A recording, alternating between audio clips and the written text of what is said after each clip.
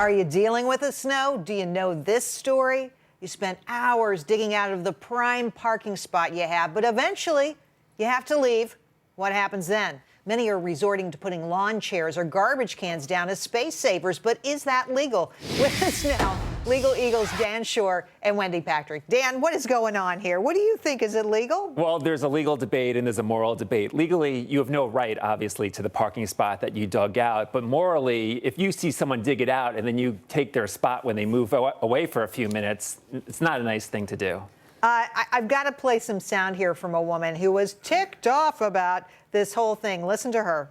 Staten Island. I said, look, I broke my butt out here for hours cleaning this spot, and you just came along. And they go, I'm sorry, it's only a few minutes. A few minutes turns out to 45 minutes or an hour. 45 minutes or an hour. Wendy, to you. Well, what's the right thing here? You cleared it, you claim it. Shoveling snow is hard work. Take it from me in San Diego. And these residents have a right to enjoy the fruit of their labor. Now, while it is true that you can't fight this battle in a court of law, you can fight it in a court of public opinion. Because remember, that is patrolled by the PC police. So what do? In public shaming-wise, you go out, you take a photo, you put it on the internet, and you brand the offender with a scarlet P for a parking thief.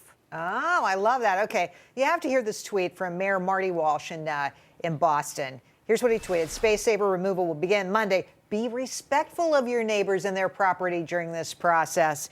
This whole thing makes me laugh. Dan, is it an unwritten law about snow removal enforceable? It's not enforceable by the law, but I agree. You need some moral shaming. If someone takes another person's spot after they shoveled it all out, other people should say something. It's the same situation as in the subway. A pregnant woman walks in and someone takes the last seat right before she sits down. It's rude. It's obnoxious. People get mad. But it's not legally offensive. Okay, I've got to show you something else here. And this is from Craigslist. And somebody wrote on Craigslist that they were putting the snow back on top of a car that parked in their space. Because they had removed all the snow, right? They cleaned it all up, made it pretty, and then somebody parked in their space, so they just loaded all the snow right back on that car. Wendy, that's just desserts, isn't it? You know, I read all about that, and the way I see it is now you're shoveling the snow twice, and you still don't have a place to park. So after you've done both, after you've shoveled it 2 times, you may have to shovel it a 3rd time if the person that parked there is going to be unable to move their car without you doing so. Though, as funny as that is.